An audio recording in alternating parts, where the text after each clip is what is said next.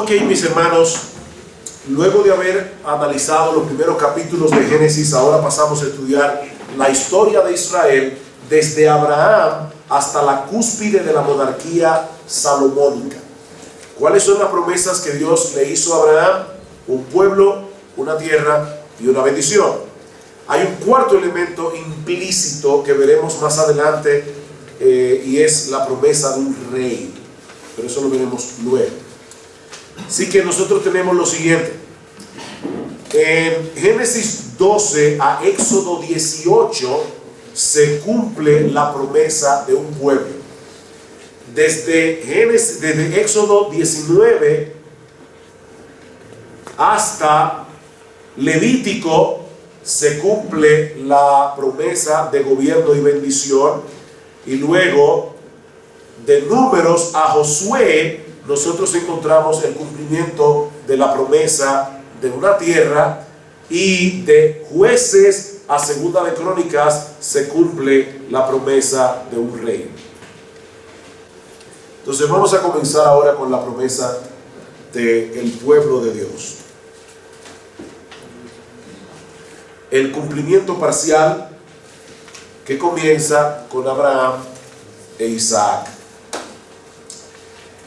Ya hemos visto que Dios está determinado a bendecir al mundo a través de Abraham y su descendencia. Pero todavía en Génesis 12, 13, 14, 15, 16, Abraham no tiene en sus manos el hijo de la promesa.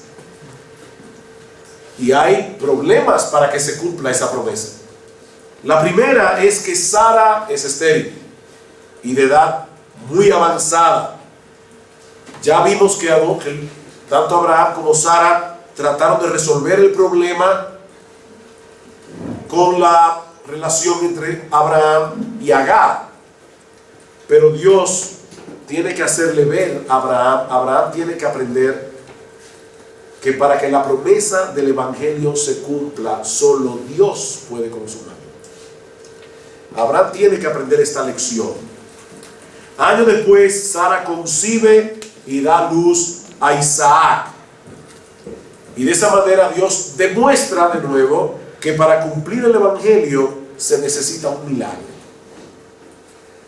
Ahora imagínense, hermanos, ustedes han visto personas muy mayores que tienen hijos en la vejez.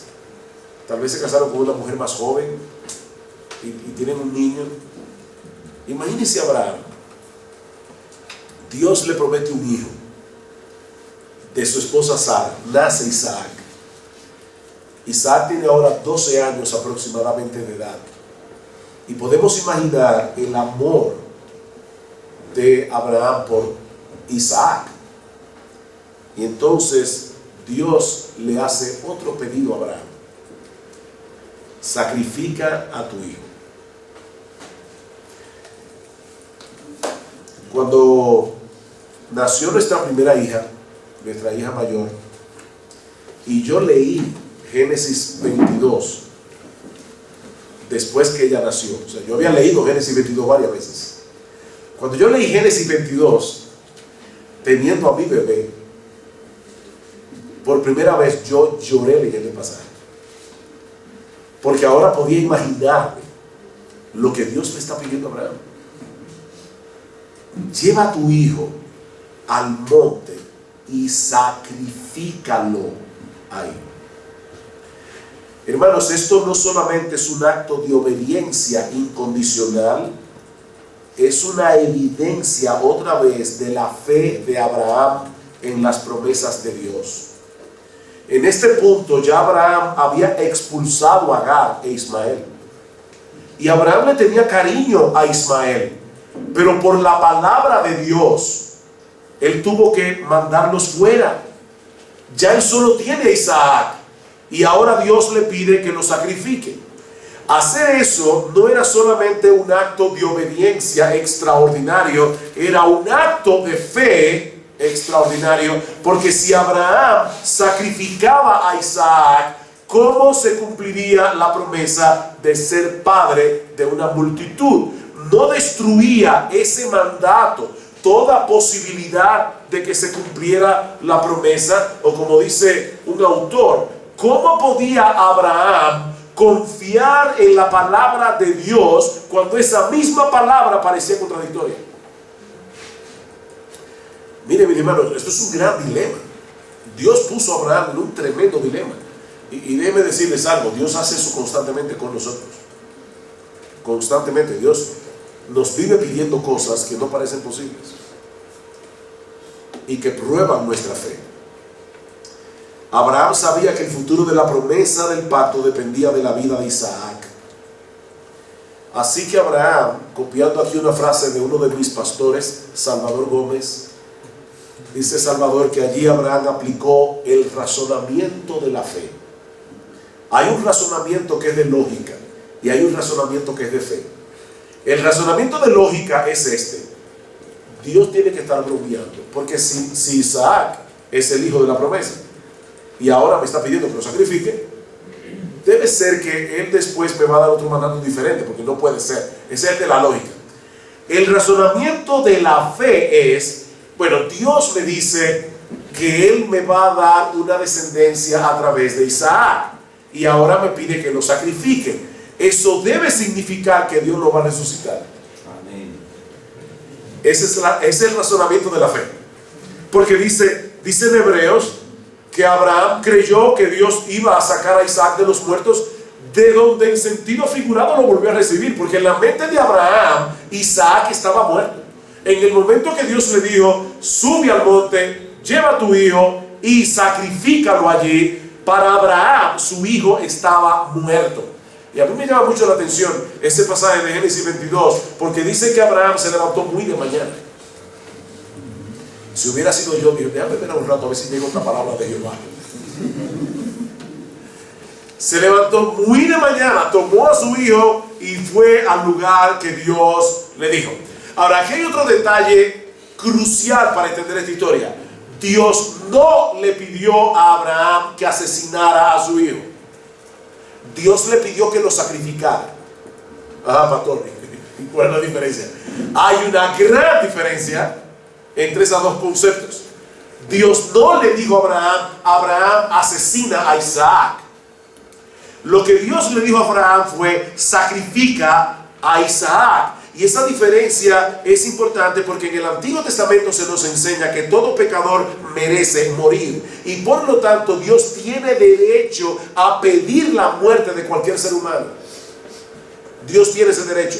De manera que el mandato de Dios a Abraham no era que cometiera un crimen. El mandato de Dios a Abraham era que ejecutara un juicio justo en contra de su propio hijo. Tú vas a actuar ahora como juez. Tu hijo merece morir porque es un pecador. Sacrifícalo.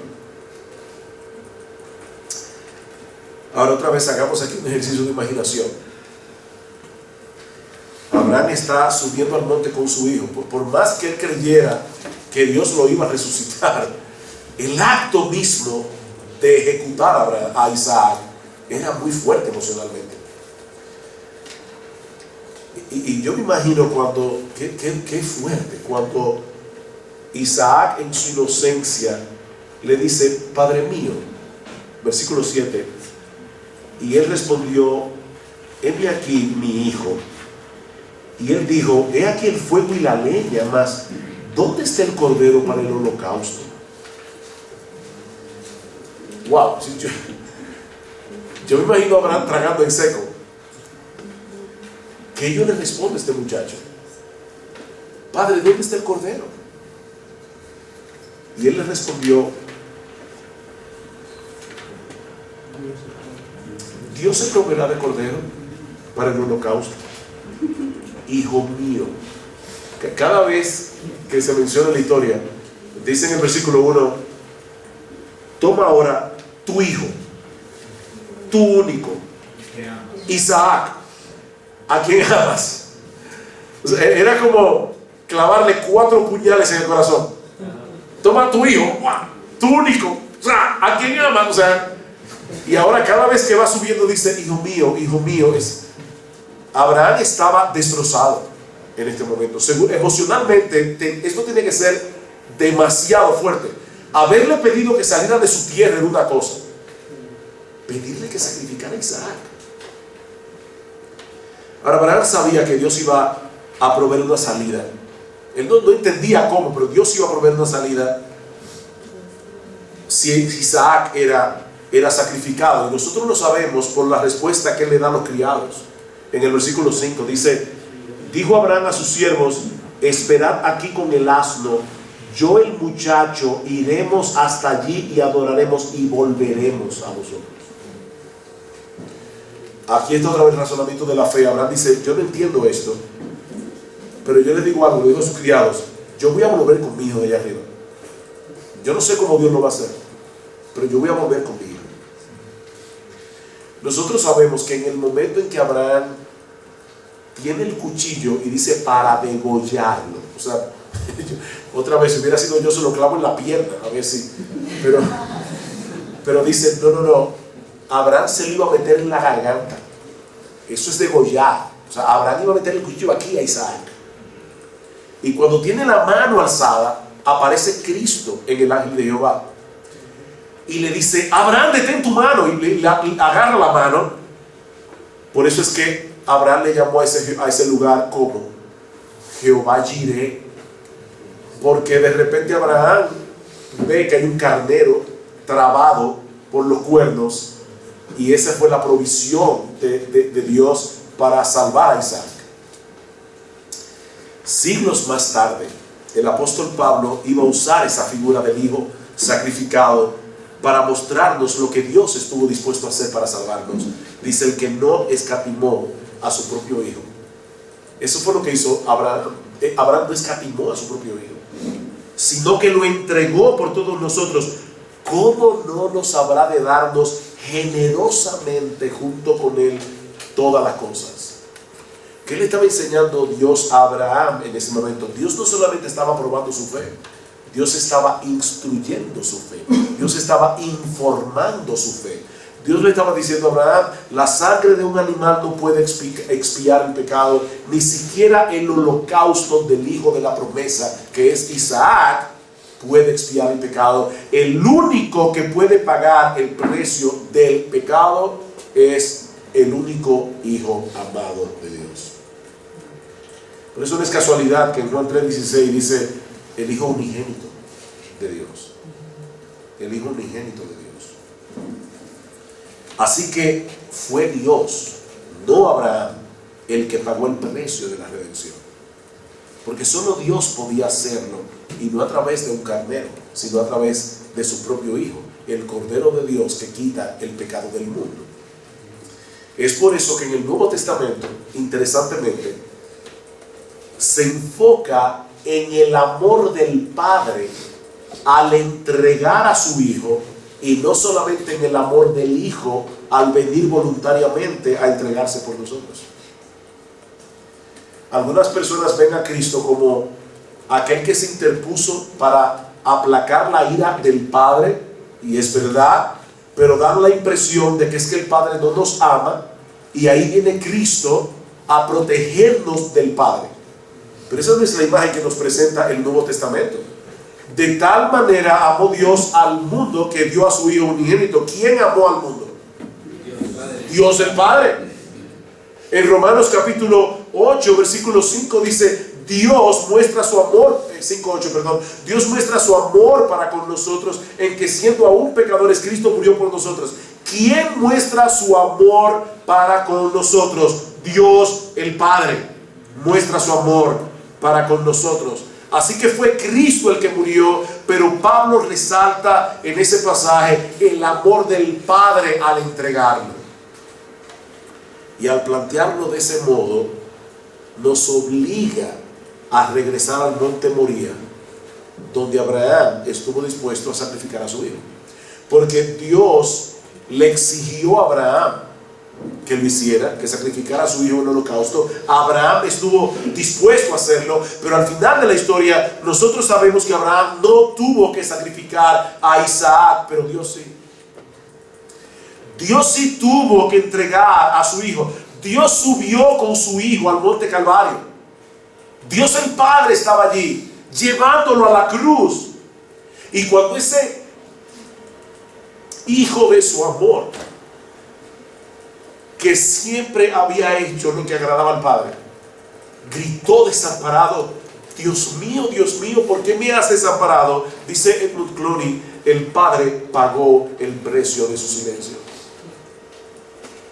Ustedes se imaginan a Dios el Padre teniendo que cargar sobre su Hijo amado la ira de nuestros pecados, de su Hijo amado. Hermanos, la historia del Evangelio es impresionante. Es impresionante, de verdad. Dice alguien: Dios hizo lo que Abraham no tuvo que hacer. Perdón. Él hizo de su Hijo una ofrenda por el pecado. Y dice este autor: debemos confesar reverentemente que por nuestra salvación el precio que Dios pagó fue todo. Todo. Sí, fue Cristo el que murió, pero el corazón del Padre se destrozó, si se puede decir de alguna forma, al entregar a su Hijo. Por eso es que dice Juan: de tal manera amó Dios al mundo. De tal manera. Es un amor incomprensible. Hermanos, el amor de Dios es un misterio. Dios entregó lo que Él más amaba para salvar a un montón de personas que lo odiaban. Alguna gente dice, los arminianos dicen: de tal manera amó Dios al mundo que dio a su Hijo unigénito para todo el mundo. Cristo murió por todo el mundo. Pero yo no creo que eso sea lo que Juan le está diciendo ahí. Yo no creo que la palabra cosmos allí se está refiriendo a todos los seres humanos que han vivido, viven y vivirán en este mundo. Porque si eso es lo que ese texto significa, mis hermanos, entonces eso empequeñece el amor de Dios. Le voy a decir por qué. Muy sencillo. Lo que los arminianos nos están diciendo, yo no aborrezco a mis hermanos arminianos. Yo creo que hay arminianos que son muy buenos creyentes, algunos son mejores que yo, pero yo creo que su teología es fatal y yo creo que su teología no permite que los cristianos crezcan. Amén. Lo que los arminianos nos están diciendo es lo siguiente: Dios amó al mundo de tal manera que entregó a su Hijo unigénito para hacer posible que tal vez algunos se salven, pero no para asegurar la salvación de nadie. O sea, Él amó lo suficiente al mundo como para proveer un camino de salvación, pero luego no hizo nada más. Ahora dejó en manos del hombre que el hombre decida si se va a salvar o no. El problema es que si interpretamos ese texto de esa manera, entonces yo no entiendo lo que Juan sigue diciendo a partir del versículo 19. Juan dice allí mismo en Juan 3, dice: todo aquel que hace lo malo aborrece la luz y no viene a la luz para que sus obras no sean reprendidas. ¿Cuántas personas en el mundo hacen lo malo? Todos, dice Romanos capítulo 3. Entonces, si lo único que hizo Dios fue proveer un camino de salvación para que cualquiera pudiera salvarse, pero sin asegurar la salvación de nadie, nadie se hubiera salvado. La palabra mundo allí no se puede interpretar como todos los seres humanos que han vivido, viven y vivirán en el mundo. La palabra mundo tiene que interpretarse como Juan la usa en su evangelio. Y Juan usa la palabra mundo en el evangelio como un sistema de maldad que aborrece a Dios con cada fibra de su ser. Y hermanos, ¿a qué pertenecíamos nosotros todos antes de venir a Cristo? Al mundo. Dios amó al mundo de maldad, al mundo que lo odiaba, y lo amó de tal manera que Él entregó lo que Él más amaba para salvarlo. No para hacer posible la salvación de alguien. No, Cristo no vino a hacer posible la salvación, Cristo vino a salvar. ¿A salvar a quiénes? A personas del mundo.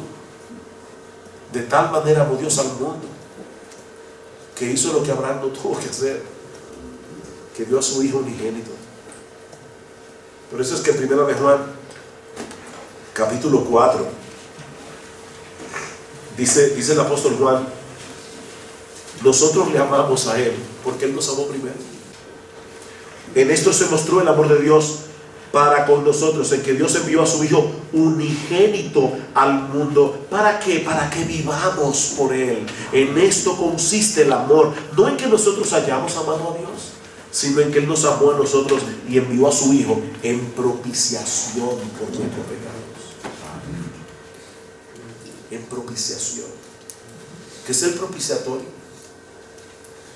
El propiciatorio es ese lugar donde se arrojaba la sangre del Cordero para que la ira de Dios fuera absorbida allí. Es como si este fuéramos nosotros, y cuando Dios arrojó su ira, Cristo se interpuso y la recibió entera para que nosotros pudiéramos ser salvos. Y así Dios no tuvo que pasar por alto su justicia. Eso es lo que vamos a ver el domingo en la Iglesia de la Gracia. Ver el Evangelio otra vez en Éxodo 17. Pero ahora entiendo por qué Pablo dice, y esto es tan consolador. Hermanos, aquí estamos estudiando la palabra, pero esto no es académico. Esto es el Evangelio, y esto debe ser de bendición para nuestras vidas. Es viéndolo desde esa perspectiva. Y yo no sé si tú estás ahora mismo pasando por alguna aflicción en tu vida y hay cosas que te inquietan y que te cargan tu corazón. Cuando Pablo dice en Romanos 8:32, ¿qué pues diremos a esto? El que no escatimó ni a su propio Hijo, sino que lo entregó por todos nosotros, ¿cómo no nos dará también con Él todas las cosas? Amén. O sea, Dios estuvo dispuesto a hacer eso por amor a ti y a mí, y ahora te va a decir, bueno, mira, en ese problema que tú tienes, resuélvelo tú. Dios entregó a su Hijo. ¿Cómo no nos dará juntamente con Él todas las cosas?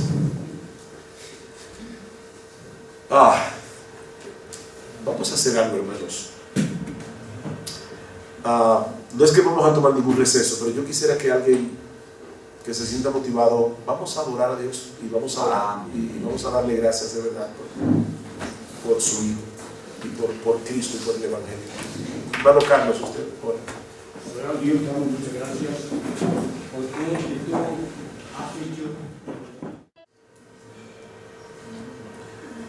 En una ocasión una señora se le acercó a Spurgeon y le dijo, señor Spurgeon, yo no entiendo ese texto de Romanos 9. ¿Cómo que a Jacob amé y a Esaú aborrecí? Y Spurgeon con su ¿cómo se llama eso? Su agudeza característica, le dijo, mire doña, yo tampoco entiendo eso en absoluto. Pero de repente se queda callado y dice, pero espérese un minuto, ¿qué es lo que usted no entiende de ese texto? O eso de que a Esaú aborrecí. Y dice, no, eso sí yo lo entiendo. Lo que yo no entiendo es que a Jacob amé. O sea, que diga allí, a Jacob amé y a Esaú aborrecí. Lo lógico es que aborreciera a Esaú y a Jacob, no que lo amara. Jacob maquina junto a su madre cómo obtener la primogenitura, engañando a Isaac. Y Génesis nos revela que a pesar de sus maquinaciones y no por causa de sus maquinaciones, el Señor le garantiza la bendición a Jacob y rechaza a Esaú. Así que su descendencia será la línea de la promesa y la que se convertiría luego en el pueblo de Dios. Jacob se ve obligado a huir por causa de la ira de su hermano, que tiene la intención expresa de matarlo, pero en Génesis 28 Dios se le aparece en sueños. ¿Y qué ustedes esperarían que Dios hiciera con Jacob en esas circunstancias?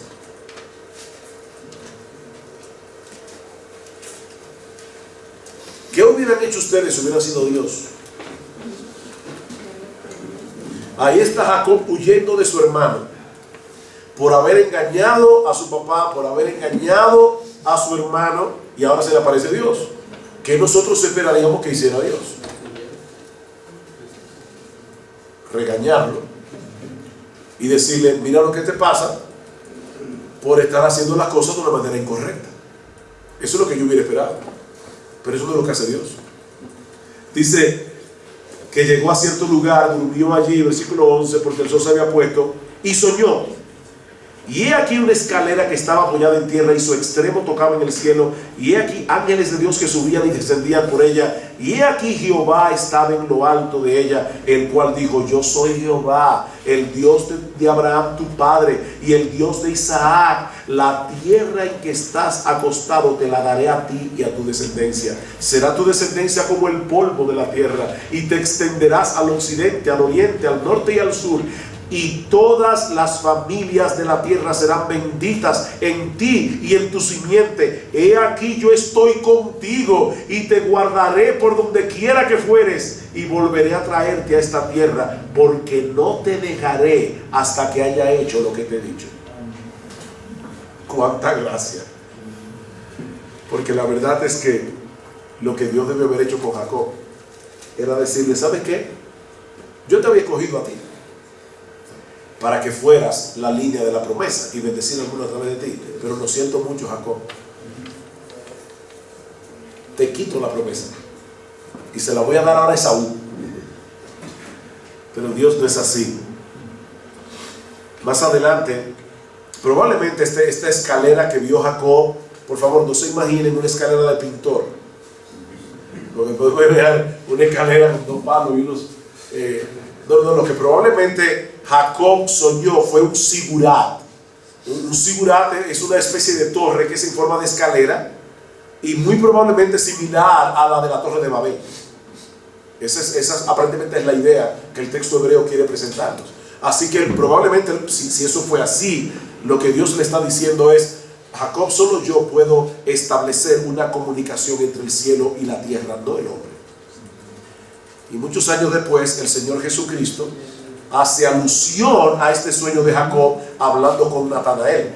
Y me llama la atención cómo el Señor le dice a Natanael: he aquí un verdadero israelita en el cual no hay engaño. ¿Será que lo estará comparando con Jacob?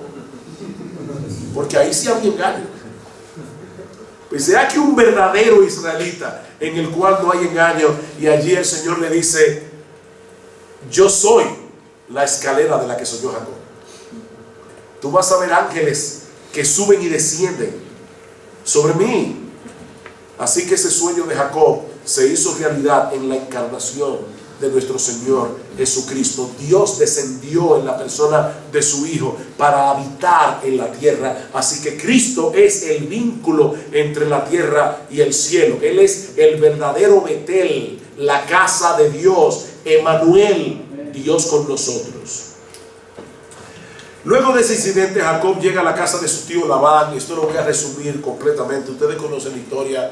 Allí forma una familia de 12 hijos. Y el que lee la historia de la familia de Jacob, era un desastre absoluto. Sin embargo, Dios está mostrando cómo él iba a cumplir su promesa a pesar de todo eso. Todavía no forman una gran nación, todavía no es un pueblo atractivo, numeroso o poderoso, pero allí, en la casa de Labán, se está gestando la nación de Israel, en el contexto de una historia llena de pecados, llena de debilidades, resaltando así la fidelidad y la gracia de Dios.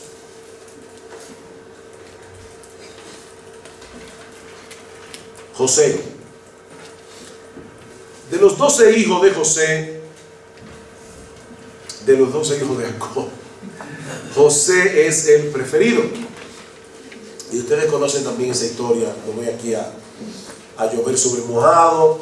Los hermanos de José lo envidian, lo venden como un esclavo a unos mercaderes que a su vez lo venden en Egipto, y resulta que casualmente José termina en la casa de Potifar. Sin embargo, Dios está con José, y al final, debido a la acusación de la esposa de Potifar, José es encarcelado. ¿Saben que si José no hubiera sido encarcelado, tal vez hubiera quedado siendo un buen sirviente en la casa de Potifar toda la vida?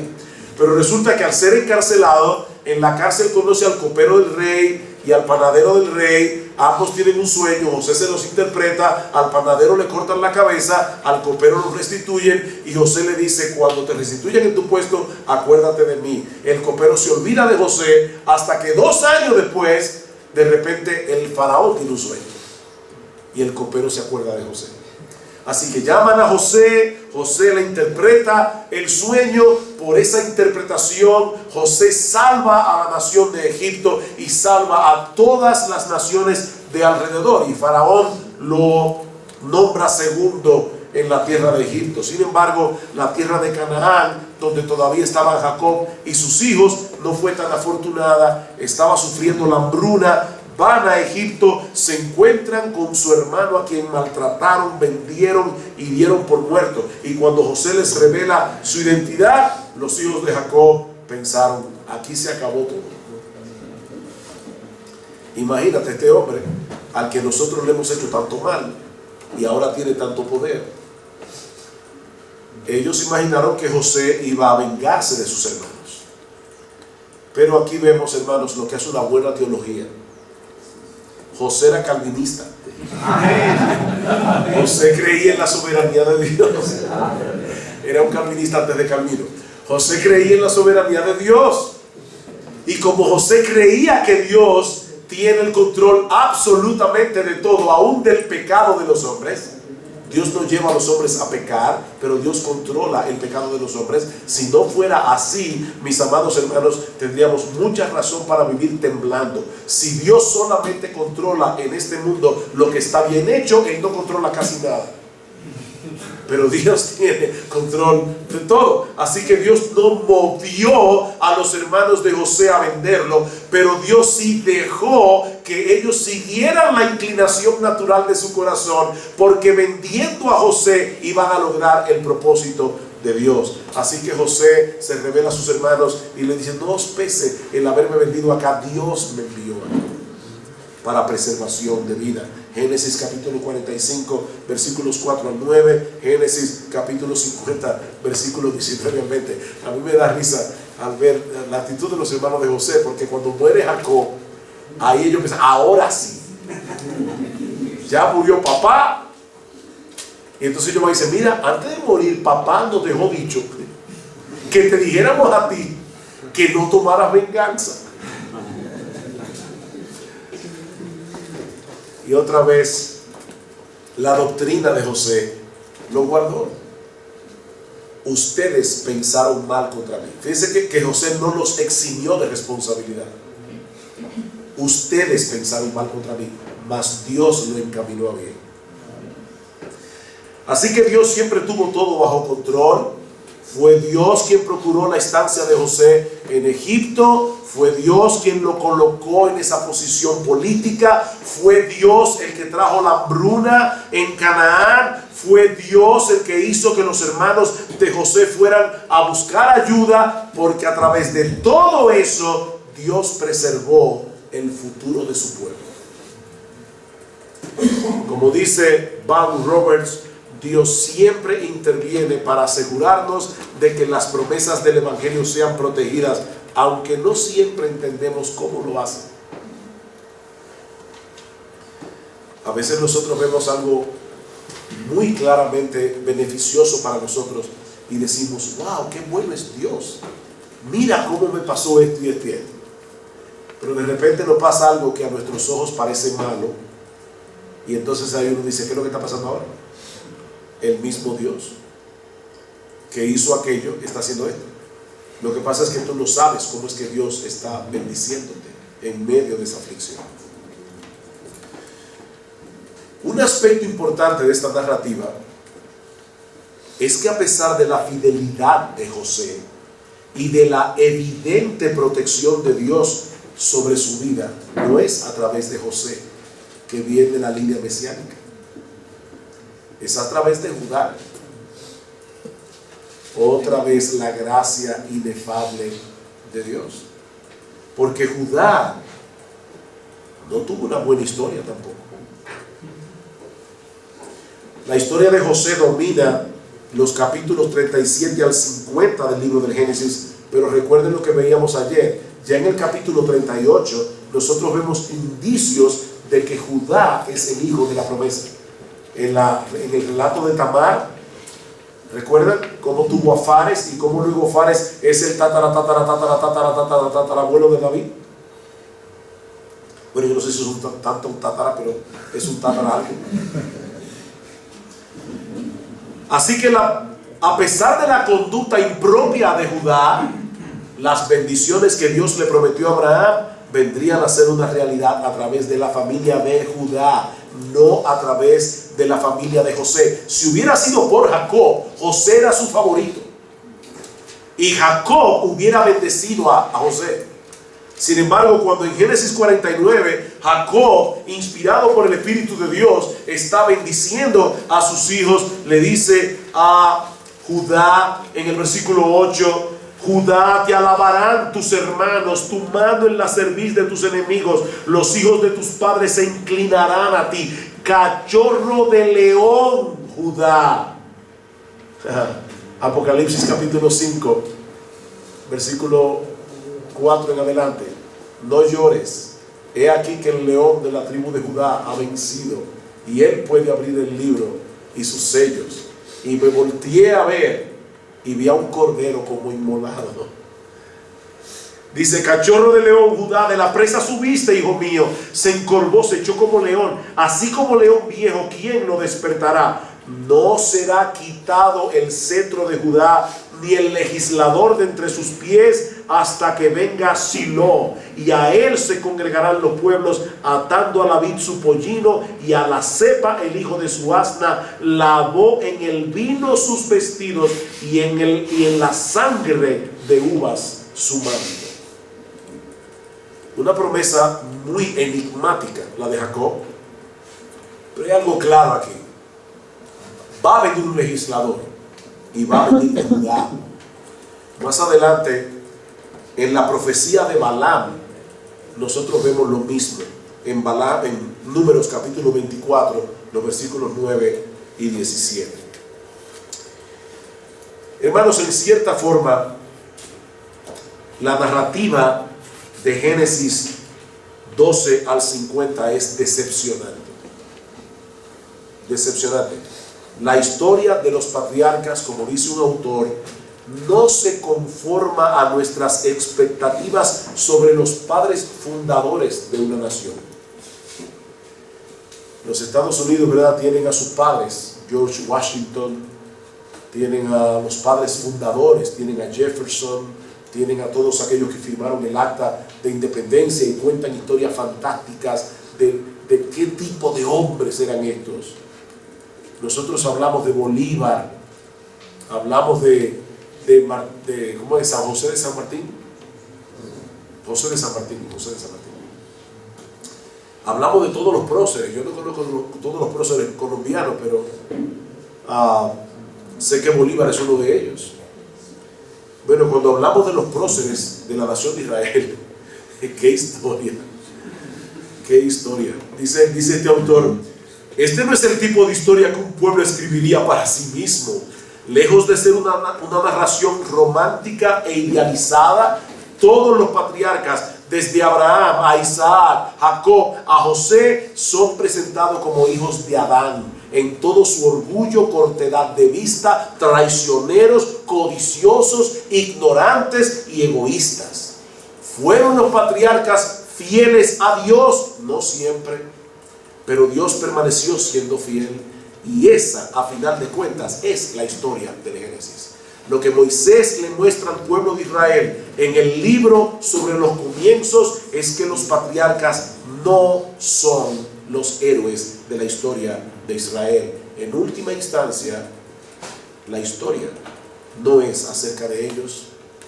El drama se mantiene revoloteando alrededor de Yahvé, Jehová, y su fidelidad, a pesar de la infidelidad de la otra parte del pacto. El propósito divino no puede ser derrotado por el pecado, ni siquiera el pecado de los vasallos del pacto. Y aquí termina la cita. Bien.